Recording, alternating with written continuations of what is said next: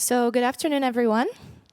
My name is Ewa Sepiolo, and I am in my third semester and last semester of the Sustainability Management program here at Columbia University, and I'm also the co-chair of the Uplift Summit.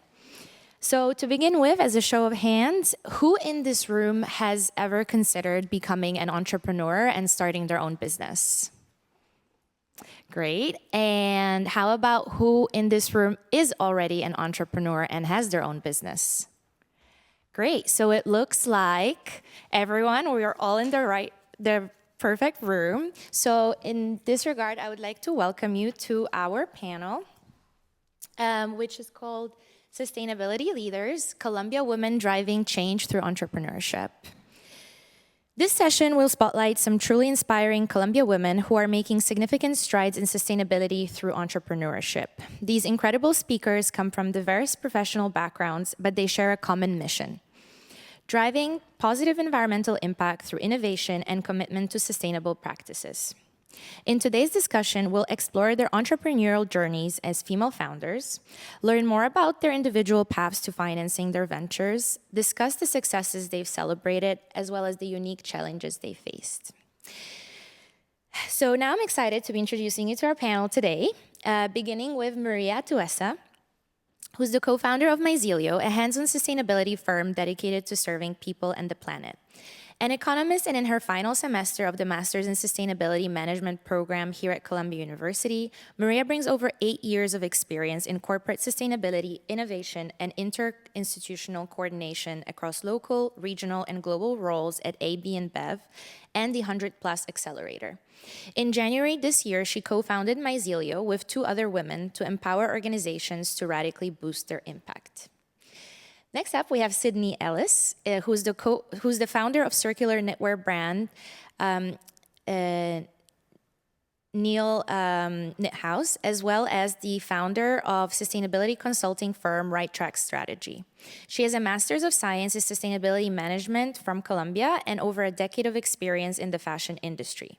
She specializes in supply chain optimization and circular business models with a proven track record of implementing climate strategies and advancing sustainability initiatives to drive resilient and responsible growth within the apparel industry. And finally, we have Constanza Gomez, who is the co-founder and CEO of Sortile. She's an industrial engineer and computer science major with an MBA from Columbia Business School.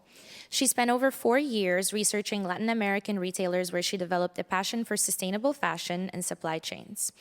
In August of 2021, she founded the company with Agustina Mire, called Sortile, and she's currently on a mission to divert textiles from landfills. So now I'm excited to dive deeper into this conversation about our panelists' entrepreneurial paths. Can you share a bit more about your journey to entrepreneurship? What inspired you to take this path, and were there any pivotal or aha moments that made you pull the trigger and divert from whatever was in your past? Sure, happy to start. Hi, everyone. Really excited to be here. Maybe I should start by saying that I never thought I was going to be an entrepreneur. So when Eva asked that question, I would have been one of the few people in this room that did not raise their hands. But I became obsessed with the amount of waste that was produced in the fashion industry, both in the production cycle and then the amount of waste that's produced once we're done using our textiles. And so when I came to Columbia Business School, I was talking about this, and again, this was an obsession. Anybody that talks to me will soon find out that this is one of the few things I talk about. And I ran into my co-founder now, who would have raised her hand because she was an entrepreneur at that time. And she was like, I want to work with you. And I was like, what are you talking about? I'm a researcher. And she was like, no, you don't understand what you're doing. What you're thinking through is really important. And our legitimate first aha moment was she actually convinced me to do research within Columbia around material mappings of where or how textiles move at post-consumer, so like how they move through collection and sorting and where they end up in the world. And I'm an engineer, so I'm lazy by nature. we're taking forever to collect data. And so we decided, or I decided at that moment, that we had to find a faster way to collect data. So we built a little machine that was able to tell us what materials we were dealing with pretty quickly with AI. And we were doing that to collect data, and we were at a recycling facility in North Carolina. And as we were set to leave after a couple of days doing research there, the head of operations reached out and was like, please don't leave yet. I want to buy your machine. And that was like our first moment of like, maybe this can go beyond research. Maybe this can have some additive value. And here we are 2.5 years later since that moment. Great, thank you. And Sydney, you had a little bit of a different journey from corporate to founding your own brand and then pivoting to a consultancy. So can you talk more about that? Yeah, definitely. My aha moment was more of an aha decade. It took me a while to kind of get to the place that I'm at now. Like Ewa said, I started out at a luxury firm and was very quickly exposed to the amount of waste in the industry, similar to your story. It comes through in overproduction, it comes through in sampling, it comes through in the factory floors. And that year, some of our competitors were also exposed for burning and slashing excess inventory. So right away, I kind of realized that this did not align with my values to be in this side of the industry. So I moved out to San Francisco, where a lot of mission-driven startups in the space were popping up. Everlane had just started out there, Marine Layer, Reformation was starting down in LA. And I ended up joining Marine Layer, and this was also the first time I kind of got the startup bug. I was very early on there and actually launched their merchandising division as a 23-year-old. So that was an experience in itself, and I definitely realized startups were kind of where I was meant to be. I liked the pace, I liked having all the responsibility and whatnot. But a couple years in, they were trying to raise a new round of funding, and I watched some of the sustainability initiatives we had been working on kind of get pushed to the side when profitability was becoming the most important thing, making our deck look good and getting that funding. So around the same time, I was actually recruited back to New York to launch the men's division at Madewell. And that was a great opportunity for me because it was a mini startup within a larger company. So I got to kind of flex those startup skills I had just spent 2 years learning, but also be at a bigger company where I hoped I could make a bigger impact. Madewell had also just debuted some lofty sustainability goals to align with the sustainable development goals. So I felt good about joining that company as well. I was there for about 4 years, and again, was spearheading a lot of sustainability initiatives, and J.Crew, which is their sister company, filed for bankruptcy, and a lot of pressure got put on Madewell, and especially this new revenue driver, Madewell Men's, to maintain revenue to kind of keep our bottom line looking good and make up for the losses that J.Crew was facing. So once again, I was watching some of these sustainability initiatives that we had worked so hard on get pushed to the side or deprioritized while our bottom line and profitability was getting moved to the forefront. So right then, I was kind of wondering, why does this keep happening? Why is sustainability not being prioritized? And why do people think that they can't be profitable and sustainable at the same time? A few months later, the pandemic hit, and as I'm sure a lot of you experienced, I was feeling very existential about my role in society and my career, and I came to the realization that I either wanted to get out of the fashion industry or do something to change it. I decided on the latter. I was always the child that, to my mom's dismay, did not take no for an answer. Whenever I heard no, I would ask why until I got to a place that made sense to me. And I felt that that had been my experience as a merchant. I was always asking production or sourcing or design, can we use this material instead? Can we work with this supplier? And they'd say no over and over again for different reasons. It's too expensive, or it would take too long, or we don't know anybody there, what have you. And I just realized I wanted to try it for myself and see what roadblocks I ran into, so I could be the only one that had to say no. And obviously I didn't want to say no. So that is how I launched Nile Knit House. I learned by doing, and I just thought this would be the best way to figure out what brands are going through, and then be able to help them later on. And just as a sneak peek, she's wearing one of her pieces right now, so you guys get to experience it up close and personal later for Q&A. So Maria, how about you? Sustainability as a service. Tell us more about that. So I think that the idea of becoming an entrepreneur and building something, my company came when I was still in the corporate world and working for AB InBev. I was 8 years working as corporate sustainability, and at the end, I figured out that I was just doing like incremental change, incremental impact, and the world really required a systematic change and systematic impact. So I was wandering around and see what other companies are doing, what those small companies, medium-sized companies, family-run companies, what they're doing in sustainability, because they account for 95% of the companies around the world. And I figured out that they were lagging behind, way behind. And I was just wondering, like, why? And it's because, well, sustainability is such a new topic. It's also such a complicated topic. It's just more than putting recycling bins on your office. It goes way beyond on really transforming value chains into sustainable and regenerative value chains. So really, CEOs of these companies are lost. They don't know where to start, and also they don't have even the resources to hire someone, even that comes out from this program, from SUMA program, to work for them. They don't have, the financial muscle.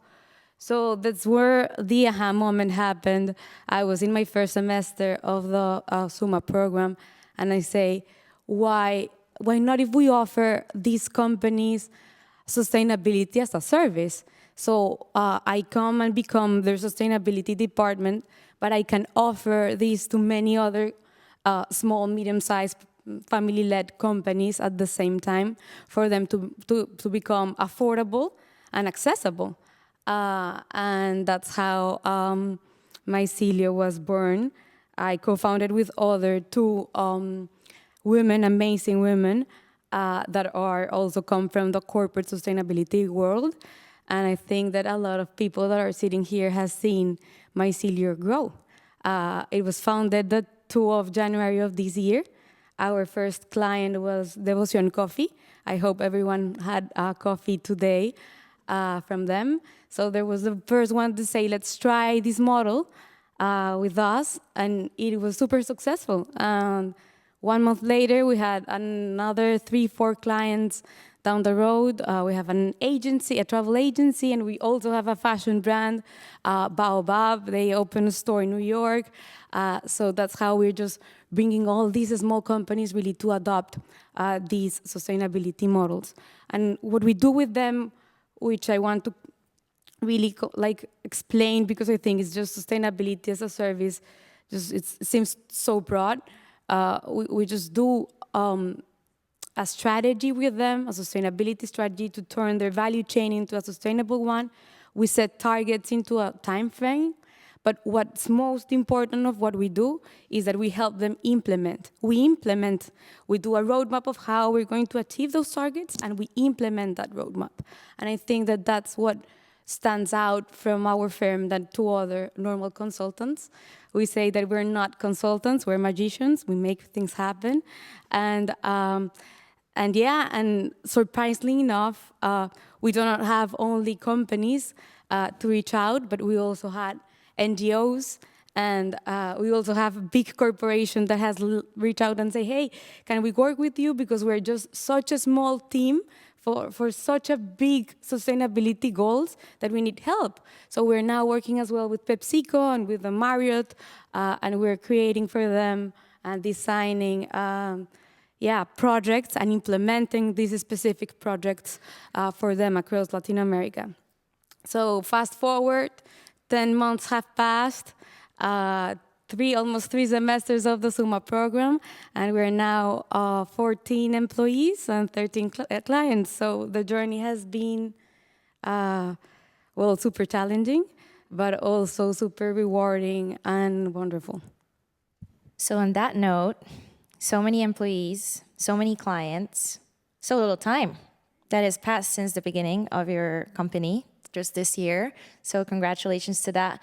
Would you say that, having 2 co-founders has contributed to the growth and the rapid success of your company versus maybe my other fellow panelists can talk about solo or a co-founder journey. Totally. I think the number 3 in everything is a great number. Because if, like, you always have an easy way to take decisions, you always have majority. So it's a very, very good number when you're leading something.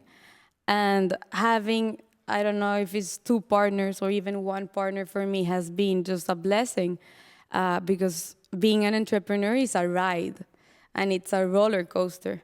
And it's just not only intellectually challenging, but also emotionally challenging. So to have someone by your side that say, hey, when you're down, maybe that person is up and will help you go up again and say, everything's under control, we can do this. So having a partner for me has been such a great, a great opportunity. And as well, I think that my partners are very different from me. They have a very different skill set, which we complement very well in front of the clients and what we're doing. So if you're thinking always on doing something and starting your own company, and partner with someone, I think I will give you 2 advices. 1, partner with someone that have different skill sets than you. And 2, that has worked a lot for me, is that these 2 co-founders are friends now, but first we're colleagues. We worked together before in ABIMBEV and in the 100 Plus Accelerator. So we knew how to work together before being partners. And then we became friends, which was nice. So my piece of advice, like, really know how your partner works before you partner with it. Yeah, I can jump in. I was a solo founder, and I made that decision sort of based out of imposter syndrome, which I know some of the previous panel speakers spoke about. I didn't know if my idea was going to be a good one, and if I was going to fail, I wanted to fail alone. I didn't want to bring anybody else down with me. So I think I was scared. Going through that experience by myself, I can definitely resonate with what Maria's saying. It is very emotionally taxing. We were just speaking about in the back room how when you work at a job, whether you're 9 to 5 or whatever your hours are, you get to go home and hopefully put that job away, get to close your computer or just purposefully not think about work. When it's your own company, you can't turn it off. It's kind of always there. Or you're relaxing on the weekend and something sparks an idea and you jot it down. Or you're watching a movie and it sparks an idea. Or you have a never-ending to-do list that you feel guilty if you're sitting down and relaxing. So I would say, if I could go back, I would have loved to have a co-founder. In the next stage, I think if you were to start something alone, a good way to look at how to find a co-founder is, like Maria said, there's so many roles that you have as an entrepreneur. There's so many hats that you wear. You're gonna like some of them and you're gonna not like some of them, and you're gonna naturally be good at some of them and you're gonna naturally not be good at some of them. Make a list of what you like doing and what you don't like doing, and make a list of things that come naturally to you and things that don't.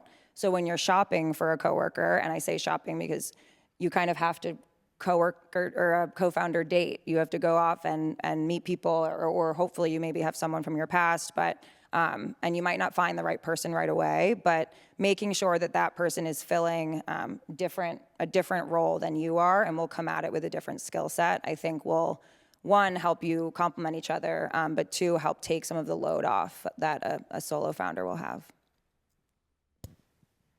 I don't have much to add because I think you guys have said so much, and I echo everything you said. Maybe the only thing I would add is, if you're looking for a co-founder, find someone that you can fight with. You're going to argue with whoever you pick.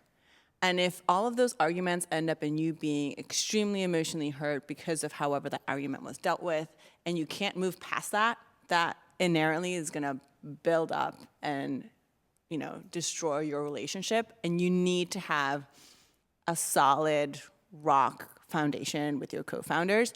You can disagree behind closed doors, and that's fine, but you also need to present a united front to literally everybody else in your world. And so you need to be able to fight with them, you need to be able to argue with them, and still have that solid foundation. And so I spend more hours with my co-founder than I do with my husband and my kids. So it's somebody you will fight with, and you'll fight with them often, and you need to be able to come out of those fights still somewhat liking that person. And so I would think that would be my only additional piece of advice. There's that saying of like, you know, a partner like is for like just for your marriage, and like a partner in a company is like for life. It sounds like a marriage. Yeah. It absolutely is like a marriage. Yeah, I think sometimes it's more than a marriage from what I'm hearing over here. Great.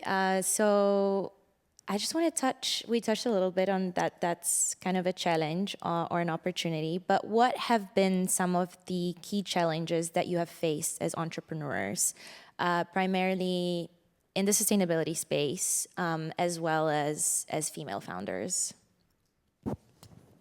Yeah, I can start. I think as a female entrepreneur, I actually had a unique maybe benefit to being a woman, because the fashion industry is typically a women-owned or women-dominated industry. So I actually came out of my experience having my own business with a lot of really impactful relationships. I think because I didn't have a co-founder, I was also kind of seeking those relationships and joining, founder groups and going to events like this and trying to network and really build that support system. But for me, one of the challenges that I felt, and this kind of leads into the shift in my career path, was having an inventory owning business is difficult. It's financially difficult, and it's not only do you have to believe in kind of the product that you're selling, you have to sell it. You have to be a marketer. You have to fundraise. You have to wear so many hats. And the funding space right now for inventory holding businesses is really tough because it's risky. There's a reason that 30% of inventory waste is built into the model, and it's for risk mitigation. Brands want to know that if something that they buy is going to underperform, something else they might buy is going to overperform, and they want to capitalize on that chance. That's why there's so much inventory waste. And as an investor, you don't want to see that waste. We don't want to see that waste because we care about the environment. Investors don't want to see that waste because it's money left on the table. So I think something that was a challenge for me was going about the VC fundraising journey. I think there's less of an appetite after kind of the DTC boom that happened with away bags and all of that. We're kind of facing a backlash where there's a lot of saturation. So I kind of had to navigate funding in a more creative way. So that was a challenge for me. Constanza? Yeah, maybe I'll do a different, just to kind of have a different challenge there. My company is completely mission driven. It was born out of my passion around textiles and the landfilling of textiles. So it's completely mission driven. But the reality is that nobody cares.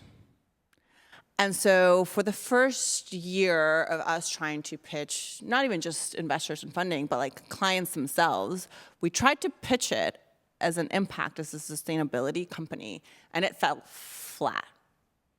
Nobody cared. And it wasn't until we changed the narrative, because we didn't change the product, we just changed the narrative from this is an impact solution to this is going to make you money, and things changed immediately. But it's when you are mission driven, it's really hard to change that narrative, because what you care about, don't get me wrong, I care about money and I care about my company being sustainable, but what I really care about is not adding textile to the Atacama Desert, right? And so it's really difficult when you're pitching it and like not even mentioning it or mentioning it as a side note, like, oh, by the way, this also does this. So it was a really hard challenge for us to navigate, of having to completely reset the narrative to a narrative that didn't resonate so much with us as founders, but that was the only way to make the industry, whether that was our clients or investors, kind of want to do business with us. And so it comes to like, how much do you stick to your guns, if you will, around what you care about and how much you're willing to do to basically keep your company moving forward. Wow.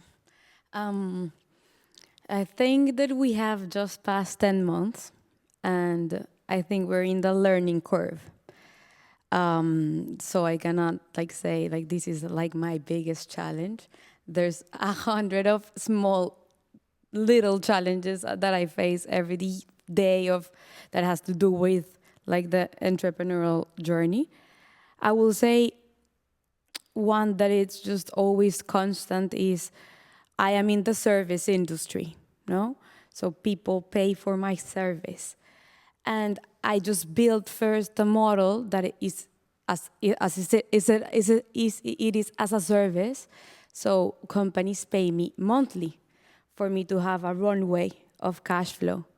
However, there's sometimes projects of a couple of months, or there's sometimes companies as it is a service that says, no, I don't want the service. So I have this challenge of cash flow that I thought I will have my year runway, and suddenly a client say, no, I don't want to continue this service, so bye, I don't have that month.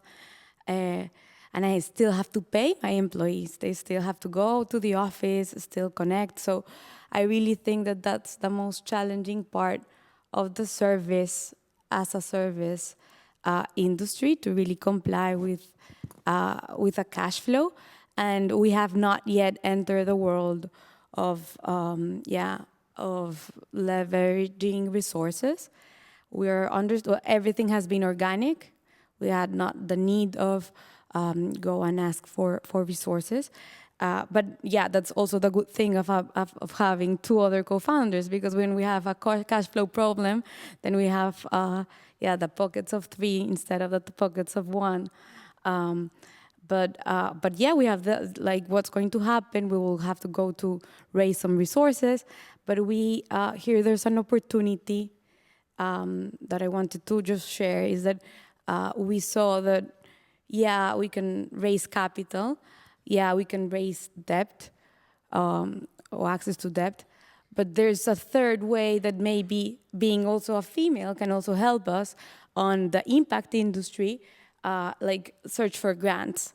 And I think that there was such a big peak on raising capital, and it was just a full buzz around it that people forgot to look at grants. And there's a lot of grants and opportunities for company like ours out there that we should not let aside. So that's going to be kind of our opportunity and a strategy to tackle this challenge. So I think Constanza would like to add to that. I think we really spoke a lot about, VC money being not the only solution. So what's the importance of having a diverse funding strategy for startups? So maybe I'll start by saying we have raised money. So we did raise VC money. We did a pre-seed round when we were starting out. We raised a little bit over $1 million. So I've done the VC route, but we've complemented it with a lot of grants. And so to date, we've raised about over $300,000 in grants. And so we've done both. There's a learning curve to grants. So grants are great because they don't dilute you. But applications to grants are hard. They're not easy. And so there's an entire learning curve of how do you apply to these different grants? But once you figure it out, it's a great funding source. I cannot stress it enough. And obviously there's better grants and less good grants, if you will. But there's incredible grants. We've gotten grants from Google. We've gotten some legitimate companies to back us with grants, and it goes really, really far, in some cases beyond just the money. And it allows you, every VC or every investor, talking about marriage, that you raise money, is in your company for the duration of your company. It's really, really, really difficult to take someone out of your cap table. And so whoever you raise money from, make sure you want to be in business with that person for a really long time. And when you're raising money, it's really hard to understand that or like to give it importance because you need that money to keep your company alive, right? So at some point you're like, maybe I'll just take it, I'll worry about the relationship later. But I've seen friends, companies get destroyed because of who they let into their cap tables. I've had friends that got pushed out of their own companies because of who they let into their cap tables. And so being able to have control over your company for as long as you possibly can, I think is really, really key. And grants allow you to some extent do that because you can get an additional funding source that is not going to be pressuring you to take your company in a specific direction. Where you can kind of maintain more control over how you spend that money and what you want to do with that money. And so I would say getting grants is, in terms of hours, I would say it's more difficult than VC funding on like an individual level. But once you figure it out, it's really, really worthwhile. And maybe since we have a lot of Columbia students over here, you can also touch on what opportunities do we have right here on campus that we maybe got some almost of us are not aware $100,000 of. from Columbia in grants. I applied to every single funding opportunity that you could find here. The ones in the business schools, the ones in SEPA, the ones, honestly, like if I wasn't part of that particular school, like I'm an engineer, but I didn't study engineering in Columbia. I still applied to the engineering grants.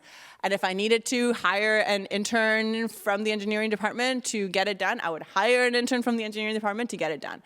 I'm not kidding. I mean, these are opportunities, and as a founder, you need to grab them with both hands. And while you're a student, you have more opportunities than you do as an alum.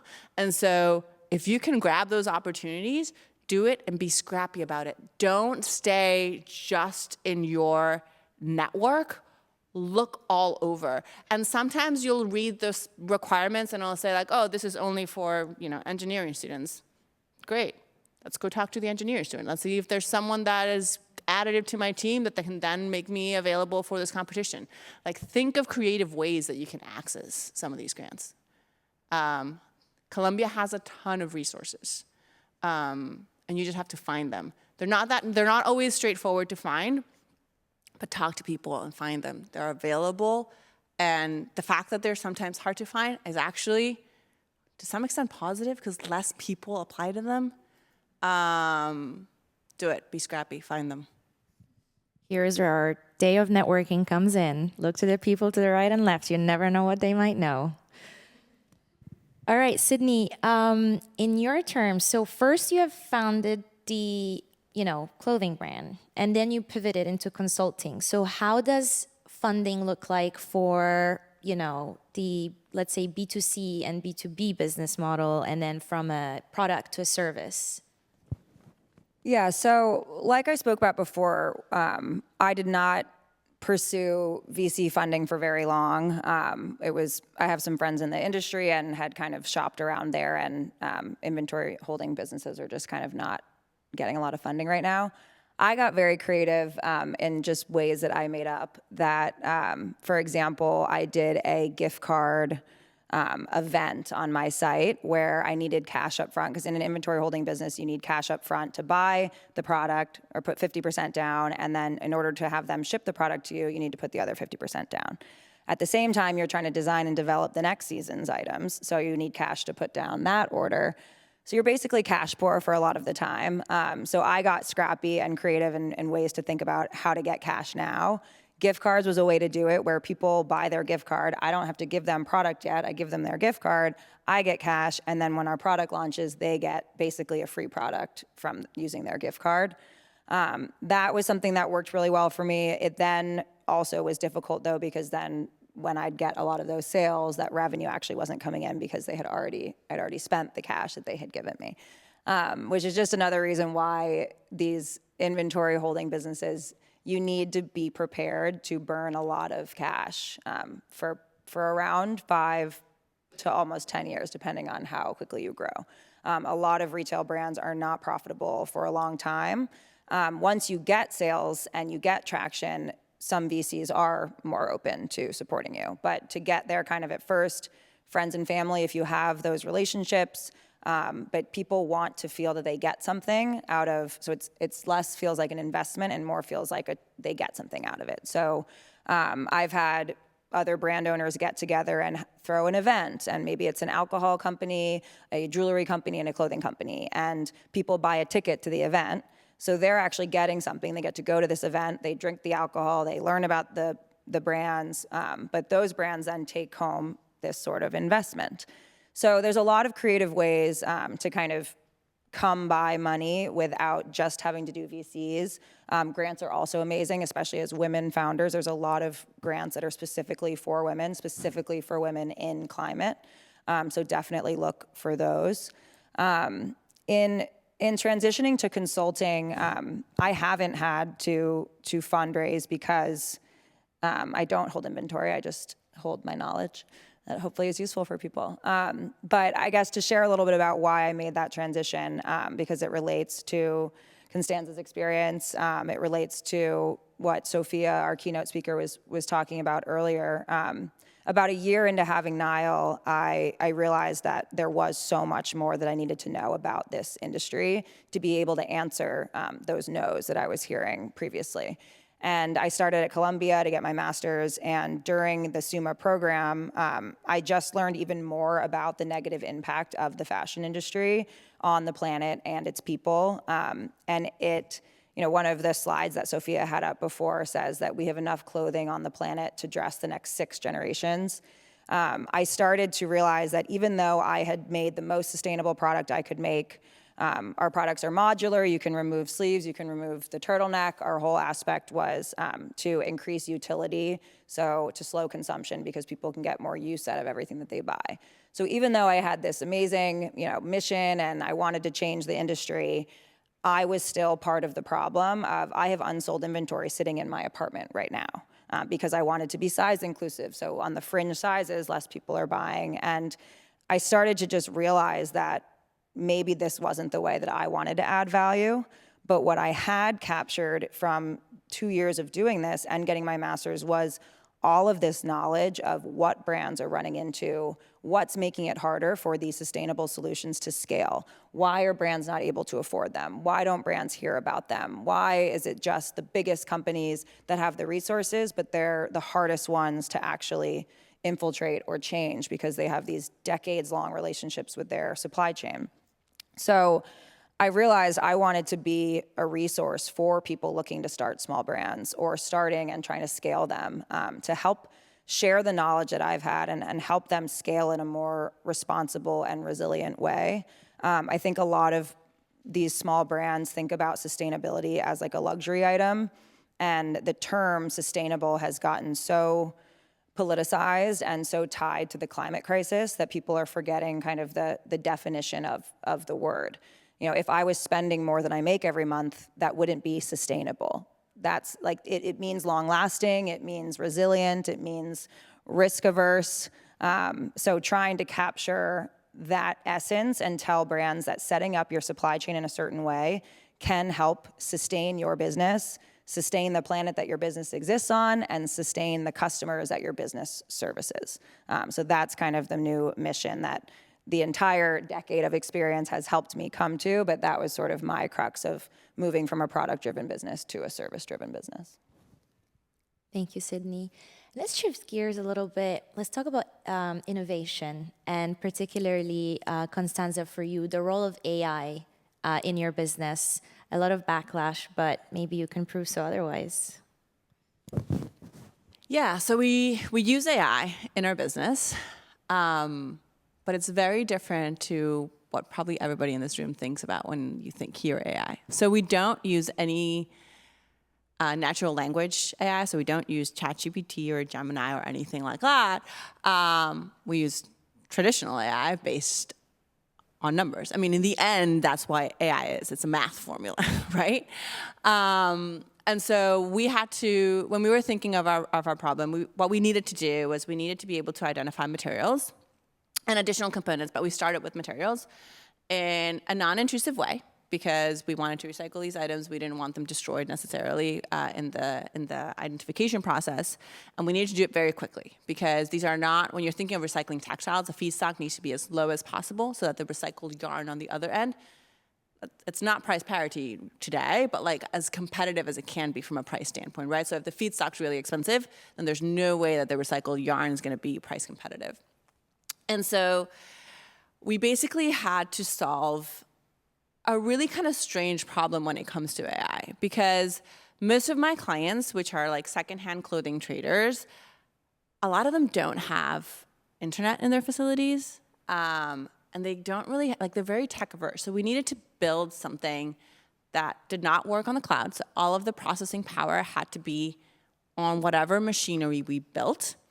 It also couldn't be too expensive. So we couldn't buy like a giant computer to run on their facilities because these are companies that have pretty low margins. So they weren't going to invest millions of dollars in a piece of machinery. And so we had to solve the problem of like, how do we make really, really light algorithms that are fast and are accurate? And usually computing power gives you the ability to build more accurate models and technically faster models as well because you have more processing power. And so we were basically trying to kind of do the impossible. We had opposing forces that we needed to kind of optimize at the same time. And we built a strategy to do that, and we were able to do it. Today we have our processor. I don't know how many of you are technical at all, but like, it's a Raspberry Pi. It's a thing that you can buy for like $100 on Amazon today. I think it's like $70. And our entire AI algorithm and program runs off of it. We don't do like neural networks, anything like complex. It's like super, super, super small computing power. And that's because of how we structure it. It took us a long time to get there. Don't get me wrong. It took us a long time to get there, but it's how we were able to structure those algorithms that got us there.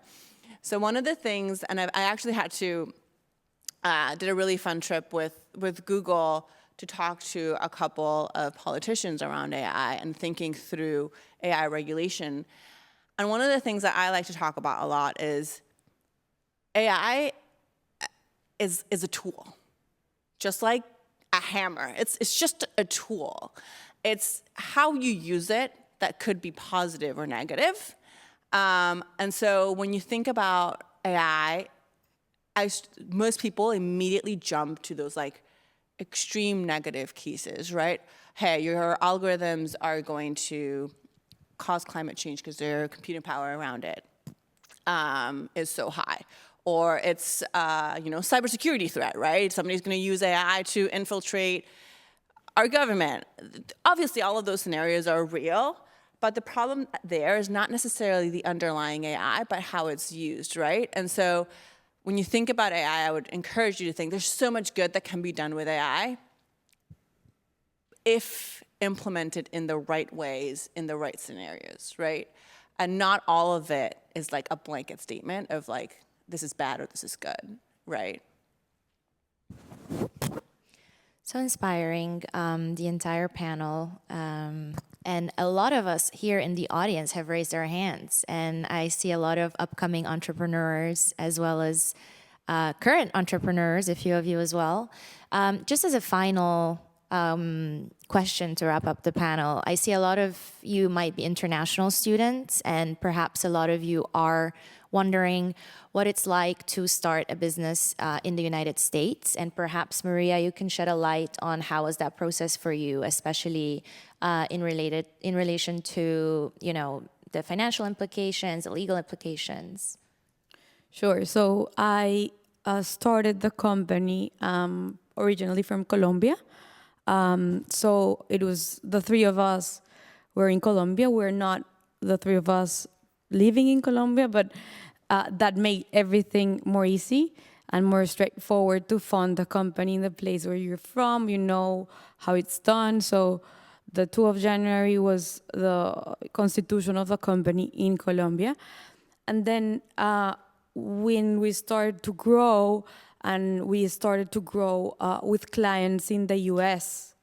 And suddenly our income was 80% US dollars and then 20% received in Colombia.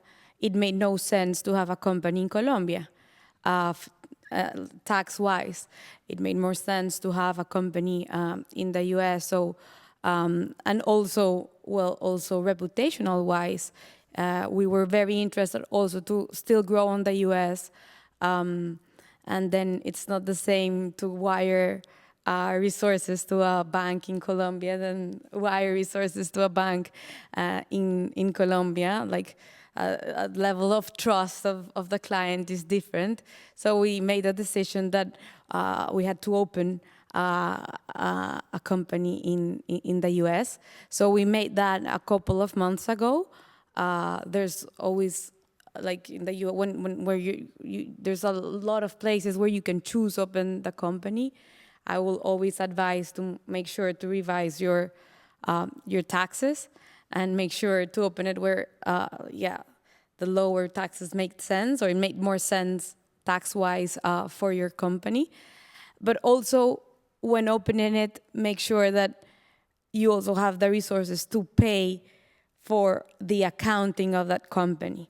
So when you open a company, you just not have to inquire the costs of opening that company, like legal cost of opening the company, but also that company have to declare taxes and have to have an accountant, and that costs money. So so don't open a company just for open it and then you will figure it out. Just open it when you really know that you will have the enough resources to cover at least the cost of opening it and the accountant and for declared taxes. So that's pretty much my experience. And then how I structure it is just the company on the US is the holding company of Colombia, and the Colombian one is the subsidiary. I think a lot of startups all over the world work like that. So yeah. Constanza, did you want to add anything on that? No. I mean, from a legal structure, and if you're thinking of raising VC money, you have to have a Delaware C Corp, unless there's like a legitimate reason for you not to. But like I would say, like 95% of cases, you need a Delaware C Corp. That's what we have. We also do have a subsidiary in Chile, which is where I'm from. Literally same structure than that Maria was saying. The U.S. Corp is 100% owner of the subsidiary in Chile. So like that from like a corporate standpoint. From like a visa or working standpoint, I'm lucky, and I say lucky because I had no hand in it, to be a U.S. citizen. I was just luckily born here when my dad was studying abroad, but my co-founder was not. So Agustina was Chilean, and when we started the company, we did have to figure out her visa situation.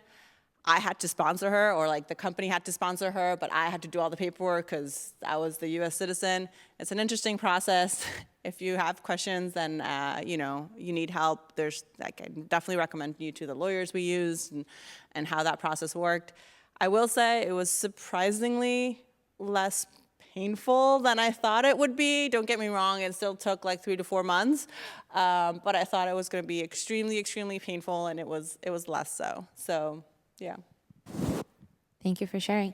Well, thank you very much for your insights. I have like 1,000 questions, but I would want to open it to the audience now for questions. So if anybody, no time. All right. Well, we will have some of the panelists staying a little bit after. So if you have any questions, use all of the networking skills you learned this morning to apply them.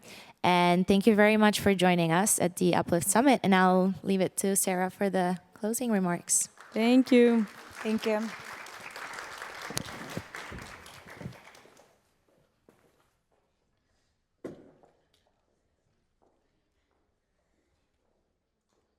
Thank you, Ewa, and our lovely panelists for such an engaging discussion. It has been a wonderful day, and we want to thank all of you for spending this time with us. I would also like to give my heartfelt thank you to all of the speakers who imparted their wisdom on us today. We appreciate the work that you do to make the world a better place, and that you took the time to be with us today. I would also like to thank the people who made this day possible. Edwina, our president, who guided us through the whole process and had this vision of creating a summit bigger and better than ever. So thank you so much, Edwina. Isabel and Eva, who tirelessly coordinated speakers, our team, and vendors to make sure that today went perfectly. You guys were our shining light. Thank you so much for all that you've done. Oh, and on that note, thank you to Devoción for keeping us caffeinated during this very long day. And a big thank you to the whole Women in Sustainability team who created communication tools, booked our sponsors, created every single detail for this amazing summit. I would also like to thank Pamela from the Climate School as well as the forum staff for their impeccable event management skills. We are grateful for every single person who made today possible and for all of you for joining us throughout the day. I hope that you all feel the way that I feel right now, inspired, grateful, and motivated to become the highest version of myself. Today we created a space that was welcoming to all, where we had collaboration over competition, growth over stagnation, and inspiration rather than overwhelm.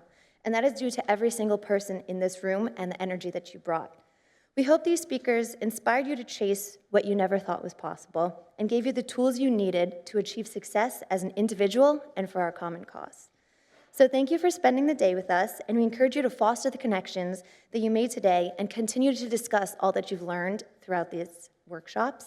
But do that elsewhere because we actually have to clean up. So thank you so much for joining us.